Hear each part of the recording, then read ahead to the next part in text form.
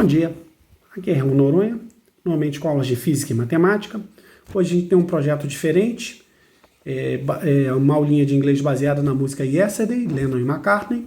Tem um montão de consideração para fazer, mas a gente vai deixar para o final para não ficar com uma introdução enorme que você tenha que pular para poder ver a aula propriamente dita, combinado? Então vamos nessa. Bem, a música, como a gente já falou, Yesterday, isso quer dizer ontem, é de autoria dos Beatles, basicamente Lennon e McCartney, e tem uma história bem bacana em relação a essa música, porque é o seguinte, tá?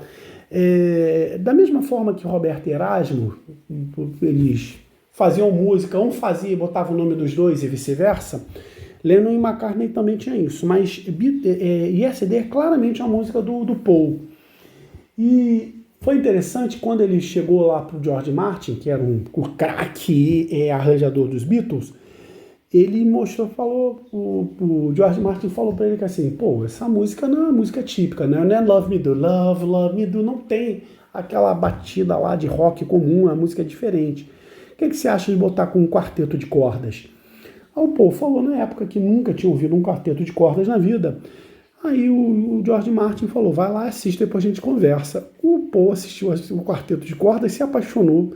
E essa tem essa gravação linda aí, que eu vou ver se eu deixo algum card aí para vocês acharem. Até para poupar vocês de me ouvir cantando ela, né? Muito melhor com o Paul. Com o quarteto de cordas, que é uma coisa, na minha opinião, linda, né? Então, só para a gente aumentar aqui o vocabulário, hoje seria today, e amanhã, tomorrow. Beleza? Vamos lá. Yesterday, ontem, já falei. All my troubles seem so far away. Então, vou dar uma repetida aqui, né? All my troubles seem so far away. Legal? Então, todos meus problemas pareciam estar tão distantes. Então, vamos lá. Todos meus problemas pareciam tão distantes. Legal? Desculpa aí. Eu coloquei aqui marcado em verde porque essa estrutura aqui, parecia, né? Seem é o verbo parecer, se você colocar no infinito, to seem. Legal? E eu vou falar para vocês basicamente no final lá como é que funciona essa coisa do tal do passado simples. Agora, now. Agora olha só, repara aqui. Como eu vou usar now, a gente há que se esperar de colocar no presente, né? E eu poderia falar também sobre o presente simples, mas eu vou falar rapidamente, tá? O verbo look, no caso, olhar ao pé da letra, mas aqui também parecer, né?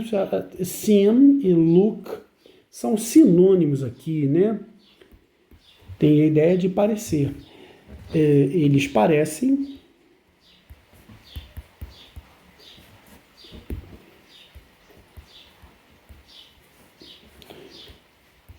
como se. Olha só, estou traduzindo como se, as though, tá? Olha a pronúncia, né? It looks as though they're here to stay. Eu não vou citar a banda, tá? Por acaso é uma banda que eu gosto muito, que se você ouvir a gravação dele, uma banda brasileira, excelente, por sinal, tá? Então, não vou, como é crítica, eu não vou citar o nome. Eles cantaram It looks as thought. Thought é o passado do verbo think, que é as though. Legal? They are here to stay. Eles estão aqui para ficar. Legal? Então, isso parece que eles parecem estar aqui para ficar. Beleza? Então, ou, isso aqui não tem tradução, né? É ou mesmo. Ou eu, ó, mais uma vez no presente simples, acredito no ontem. Como eu falei para vocês, dá para discutir a parte gramatical aqui, né, do presente simples, como é que funciona essa coisa toda, mas essa aula eu tô focando no passado simples, até porque o nome da música é ontem, né? Mas em algum momento aí, se esse projeto for adiante, se vocês gostarem, a gente faz aí a chance de discutir a diferença de presente simples para presente contínuo, tá legal? Fica para uma outra aula. Suddenly, de repente. Então, uma poesia linda do Vinícius de Moraes, né? De repente, não mais que de repente. De repente. Ó, isso aqui é uma coisa séria para poder assumir, né? I'm not, ó, verbo to be. Esse aqui é manjado, né? Na negativa. O verbo to be, ser ou estar, né? Eu não sou metade, ó, half the man, homem que costumava ser.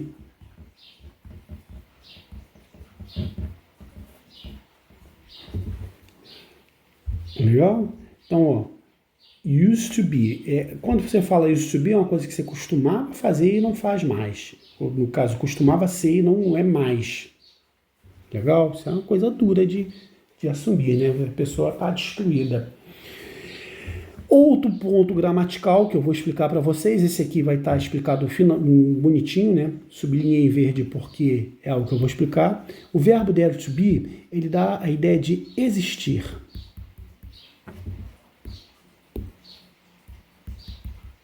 Nada impede de você traduzir como haver, tá? Haver no sentido de existir. É complicado o tal do haver em sentido de existir, porque em português ele fica impessoal, né? Então tem aquela coisa de não poder ir para o plural, essa coisa toda. O que é diferente em inglês, o dare to be, ele pode ir para o plural, pode ir para negativa, pode ir inclusive para outros tempos verbais. A gente vai ver ele hoje aqui no presente, tá? Então, vou traduzir como haver, né? Então, ó, there's a shadow. Então, a é uma aqui, né? Porque sombra em português é feminino, né? Hanging, ao pé da letra seria algo como tivesse pendurado, né? Vou traduzir como sobre mim. Se você quiser, empanando o céu sobre minha cabeça, né? Mas eu acho que o importante é a ideia, né? Shadow, sombra, hanging, pendurada sobre mim. Então, deixa agora ler ela toda, né? Com uma pronúncia pelo menos razoável, lembrando sempre que eu não sou nativo, então não me proponho a ter uma pronúncia perfeita. Não falo inglês igual americano porque não sou americano, sou um brasileiro falando inglês, então vou ter os meus defeitinhos de pronúncia, mas eu acredito que vai ser bem razoável. Então fica yesterday. All my troubles seem so far away. Now it looks as though they're here to stay. Oh, I believe in yesterday. Suddenly, I'm not half the man I used to be. There's a shadow hanging over me. Ah, tá. Essa palavra aqui, né? Metade. Cuidado, tá? Ralph é nome de pessoa, né? Tem um amigo chamado Ralph, tá? Isso aqui é half, tá? Metade em inglês, half. Combinado? Segue aí. Oh, yesterday came suddenly. Ó, o ontem. Repara aqui, ó. Não tem esse the yesterday, tá? O uso do the, do pronome definido, a gente usa em inglês quando a coisa realmente é definida. Tá? Deixa eu dar um exemplo aqui, só para vocês entenderem, né? Como é gramática, eu vou criar o hábito de falar sobre gramática em verde, ó. A cat caught a rat. The cat was black. Eu acho que essa frase aqui explica muito bem o básico do uso do the, né, do pronome definido. Quando você fala assim, um gato pegou um rato, que é o que está aqui, de primeira você está falando de um gato qualquer e um rato qualquer. Quando você volta a se referir ao gato, o gato já não é um gato qualquer, é o gato ao qual você se refere. Então você está lidando com um pronome definido. Aí você vai usar the cat was black. Legal? Então, repara aqui, ontem, yesterday came suddenly. Em português, a gente tem o hábito de usar o artigo definido de uma maneira mais ampla. Em inglês, o artigo definido, ele realmente define a coisa, como nessa frase aqui. Legal? Não é só isso não, o artigo definido tem uma série de regras, mas se você quiser dar um bom chute numa prova, pensar que o artigo definido realmente define a coisa. Então, olha só. Mais um exemplo. Love is... gramática, deixa eu botar em verde aqui para criar o hábito. Love is beautiful. But the mother's love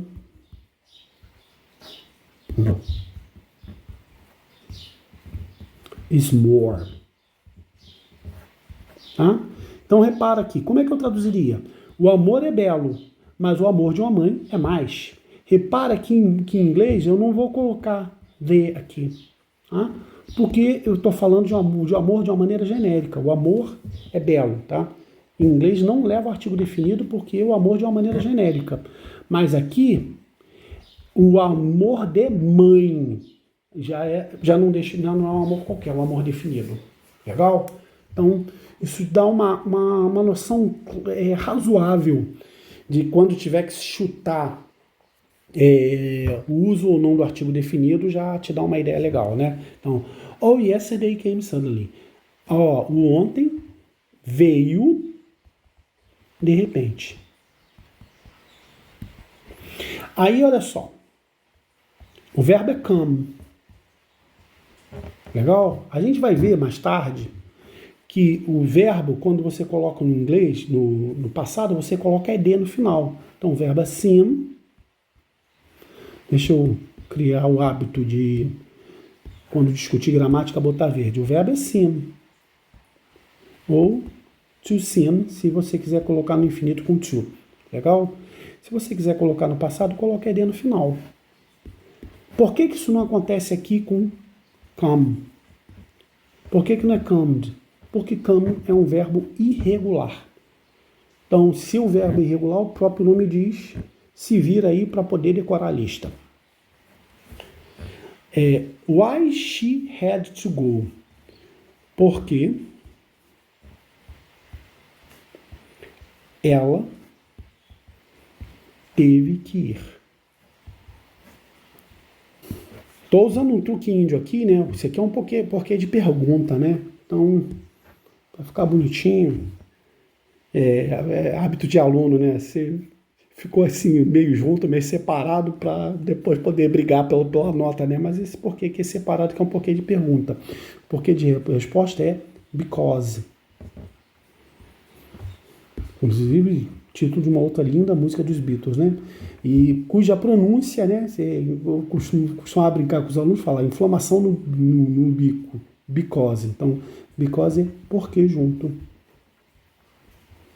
Legal? Beleza? Então, vamos lá. Porque ela teve que ir, I don't know, presente simples de novo. Eu podia ter usado essa aula para poder ensinar presente simples também, né? Só que na negativa, você vai usar o do para todos os pronomes, exceto a terceira pessoa do singular, para o he, she, it, que usaria o does, e o not para negativa, né? Então, I don't know. Então, eu não sei.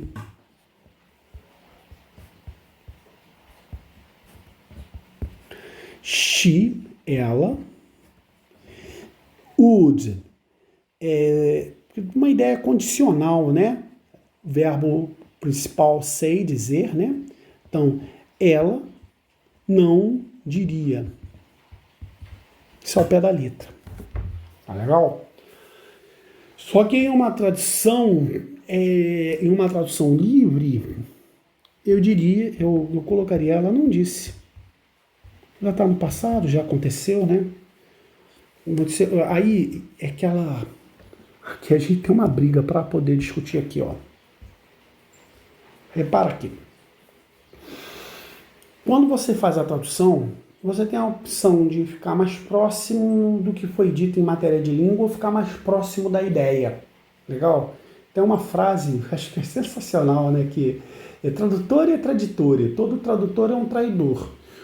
Ou você escolhe manter fiel à ideia ou fiel à linguagem. O problema é que em inglês e português, muitas vezes tem fossos, intransponíveis se você quiser colocar a coisa ao pé da letra. Tá? A própria expressão ao pé da letra já é uma confusão, vamos combinar? Então você vai ter que lidar com esse tipo de escolha ao fazer traduções. Tá? Vou deixar as duas possibilidades aqui. Eu diria assim, eu não sei, ela não disse, tá no passado, já foi, né? Então, ó, outro verbo irregular, o verbo say, no infinitivo, como é gramática, deixa eu colocar aqui em verde, ó, o verbo say, dizer, né? O passado, said, porque é irregular. Eu disse algo.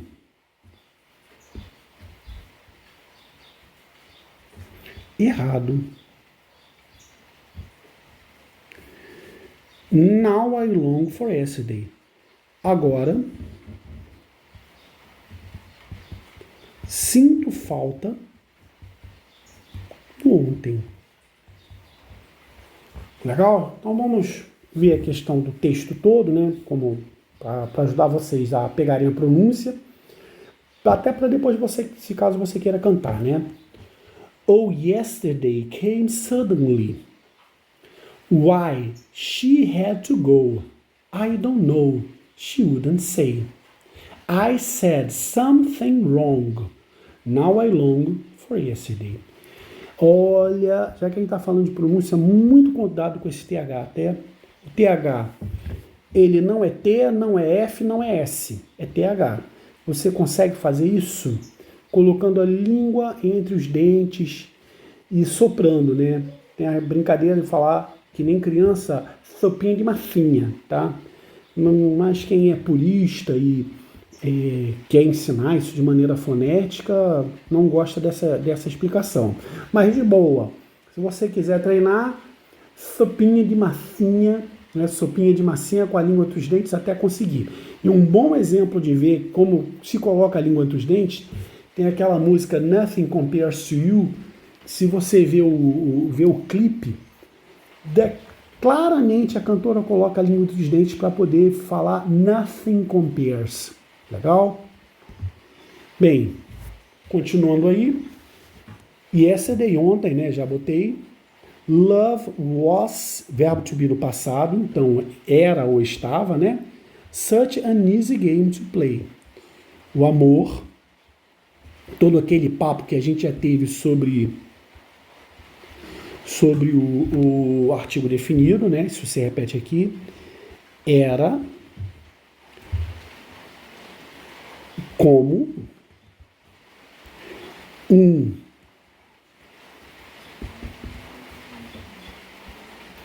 jogo, game, fácil de jogar. Agora, I need a place to hide in. Eu preciso de um lugar. Hide é esconder, né? Hide, nesse caso, hideaway é um phrasal verb, né? Mas não tem uma mudança de sentido como acontece em outros phrasal, não. Aí que ele dá mais ênfase, né? Para me esconder. Legal? Caramba, segunda vez que acontece isso, desculpa aí. Ou I believe in yesterday, já traduzi isso, né? Eu acredito no ontem. Aí repete, né? Why she had to go, I don't know, shouldn't say. I said something wrong, now I long for yesterday.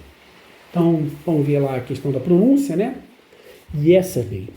Love was such an easy game to play. Now I need a place to hide away. Oh, I believe in yesterday. Aí volta aquele trecho, né? Why she had to go, I don't know, she wouldn't say. I said something wrong, now I long for yesterday. Essa parte aqui já foi traduzida aqui na página anterior. Aqui mais uma repetição, né? Yesterday, love was such an easy game to play. Now I need a place to hide away. Oh, I believe in yesterday. E ele termina com um vocal fazendo né, que eu não vou fazer aqui, né, para poupar de vocês ouvirem minha voz, né? Então, já traduzido também, e isso fecha a tradução propriamente dita. Então, os pontos gramaticais, o verbo there to be, você usa there mais o verbo to be, e você pode usar em tempos diferentes, né? Você pode falar, por exemplo, there was, havia, ou there will be, você pode jogar para o futuro, né? Então, como é que fica? Ó, na forma afirmativa, there is, a. There are, aqui ó, a questão do português, né? Se o verbo haver com o sentido de existir, continua sendo a, mas repara que aqui está no plural, né? Então, você pode traduzir também como existem, caso o texto assim o permita, para fazer uma tradução legal, né? Para fazer pergunta, parecidão com aquilo que você estudou do verbo to be, você joga o verbo para o começo, tá? E isso não é o suficiente, tá? Tem que fazer entonação de pergunta, tá, então? Is there? Mesma coisa no plural. Are there? Então, there is a. There are, is a ou existem. Is there? Existe? Are there? Existem? Na negativa, there isn't. Não há. There aren't. Não há ou não existem, dependendo aí do que você fizer, beleza? Finalmente, deixa eu até mostrar aqui. Como eu estava dizendo, eu tinha até mostrado aqui da onde que eu tirei isso. Se você for para o canal, peraí, se você for para a base do canal, aqui no canto direito, eu tenho a mania justamente de botar em inglês para não perder meu inglês, a palavra é sobre, né? Então está em inglês about, clicou aqui, você dá de cara com Drive. Então, linha azul, Drive com PDF, clicou aqui e você vai encontrar no Drive. E no Drive eu coloquei algumas dicas de inglês. E entre as dicas de inglês eu coloquei justamente essas tabelas de tempo verbais aí, que está bem completinha, né? Foi um projeto que eu fiz há um tempão quando eu estava à toa, e no qual eu pego os tempos verbais e digo isso aí, né? Então, quando é que você usa o presente, o passado simples? Você usa o passado simples em ações terminadas, em um momento bem determinado, ações em um tempo bem determinado, comum em textos onde uma história é contada. Ou seja, passado simples, em inglês é realmente passado simples, é uma coisa que passou, que não continua até agora e normalmente você vai dizer onde aconteceu. Por isso é comum você usar expressões como yesterday, ontem, last year. Eu quase que escrevo o olho. Last year, como ano passado, last month, como mês passado e assim por diante. Então é comum no tempo, no passado simples, você usar marcadores de tempo. Mas, por exemplo, se você estiver contando sobre a história da Segunda Guerra Mundial, que é um passado conhecido, você não tem que ficar dizendo toda hora a cada uma das datas, você pode contar direto, tá? Como é que é a estrutura? A estrutura é o verbo mais ED no final. Então, esse ED no final, ele tem regras de repetição que a gente fala com mais calma em outra oportunidade. De uma maneira geral, por exemplo, o verbo é work, trabalhar. Verbo regular, bonitinho, para você botar no passado, você coloca a ed no final. Então, worked está no passado, que é justamente o exemplo que eu dei aqui. O exemplo, eu trabalhei até tarde ontem. Tá? I worked late yesterday. Legal? Então, o que a gente vai encontrar na tabela para cada um dos tempos verbais? Eu uso a estrutura, um exemplo. Voz passiva, se você tem um nível mais alto, acredito até aqui seria até um pouco contraditório, né? Se você domina a voz passiva, não está assistindo a minha aulinha aqui, né? Então, na voz pacífica, car was stolen this street last week. Os carros foram roubados nessa rua na semana passada. Reported speech é quando você se refere a uma fala de uma outra pessoa. Então, o passado simples vai para o passado perfeito, cuja estrutura é o verbo have, no passado, e o verbo principal no passado particípio, né? Então, como é que fica o reported speech? Fica, she said Paul had sung a nice song. Então, esse Paul, bem provável que seja Paul McCartney, realmente. E algum detalhe aí do tempo verbal, na tabela a gente coloca aqui. Desde que aconteceu num momento conhecido e definido, é comum o uso de expressões. Ó, eu tinha falado sobre isso, last week, last month, and last year. Então, esses três aqui são 3 bons marcadores para o passado simples. Se a frase estiver na semana passada, no mês passado, no ano passado ou assim por diante, é comum que seja usado no passado simples. Bem, é isso, tá? Vou ver se eu deixo um card aí para vocês. Deixa eu trazer minha carinha de volta para conversar um pouquinho com vocês, que é o seguinte. Vou ver se eu deixo um card com a música interpretada pelo Paul, não por mim, tá? Eu acho legal, se você quiser aprender a cantar, te ajuda a ganhar tanto ritmo, quanto entonação, como pronúncias corretas. Você cantar uma boa forma de você aprender inglês. Eu aprendi muito cantando, principalmente Beatles. Além daquelas histórias de pedir like aí, eu quero fazer um pedido para vocês, de vocês me darem um retorno aí, dizer se ficou legal, se realmente, para com isso, essa aula não tá legal não, ou me digam, bacana, de repente você traz uma música tal. Para a escolha de música, eu peço que sejam músicas lentas, cujas pessoas possam cantar, e um pré-requisito aí, a gente vai ter que negociar, tem que ser uma música que eu conheça, legal? Porque se eu não conhecer, fica difícil fazer uma tradução bacana aí para vocês. Espero que vocês tenham gostado, né? E vamos fazer a despedida de sempre. Seguindo aí, né? Lembrando a vocês que a gente tem aula todo santo dia. Pedindo aí para deixar um like aí, ó. Joinha, né? Traduzindo. Um like. Compartilhar com os amigos se gosta do trabalho, com os inimigos se não gosta tanto assim. Mas principalmente, dá uma olhada lá no Drive, na descrição do canal, que tem um montão de recursos para te ajudar. E no mais, aquele enorme abraço.